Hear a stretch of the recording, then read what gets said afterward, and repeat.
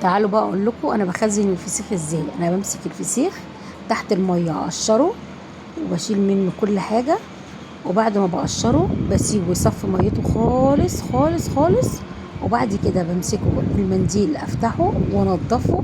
جوه ما بجيبش ميه، بره بس هو اللي بجيب ميه. ماشي، بصوا السمكيه حمرا ازاي. وبعد كده بقفلها كده بالمنظر ده وبحطها في البطرمان. اي قشر بلاقيه عليها بره بشيله.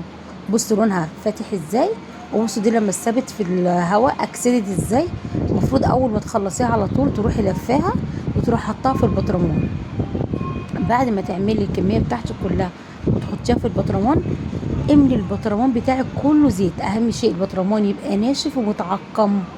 البطرمان ده يقعد عندك سنه ولا يجراله جنس حاجه بالمنظر ده كده.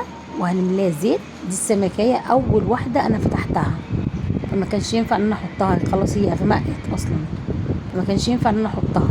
هنا بقى انا مليت البطرمان على عينه زيت خالص. بصوا على الاخر خالص ازاي. بس حطيه بقى في الفريزر، طلعي منه من الفريزر اكنك لسه جايباه حالا، ولا هيأكسد ولا لونه هيغير ولا اي حاجه. ولو عجبك الفيديو لايك وشير وسبسكرايب، وقولي بتتابعيني منين. انا مبسوطه قوي قوي بالكومنتات بتاعتكم على الفيديو الكامل. باي باي.